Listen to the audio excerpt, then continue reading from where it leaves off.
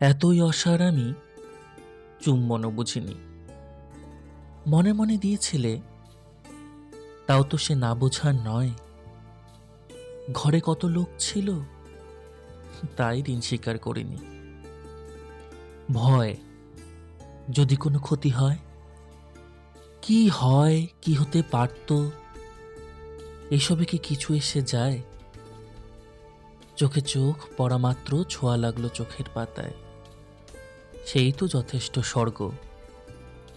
সেই স্পর্শ ভাবি আজ। সে যে অবাক করা গলা, অন্ধকারে অন্ধকারে তাও ফিরে আসে। স্বর্গ থেকে আরো স্বর্গে উড়ে যাও আর্তরিনী চিনি। প্রথমে বুঝিনি, কিন্তু আজ বলো, দশক শতক ধরে ধরে ঘরে পথে লোকালয়ে স্রোতে জনস্রোতে আমাকে কি একাই খুঁজেছ তুমি? আমি বুঝি তোমাকে খুঁজিনি?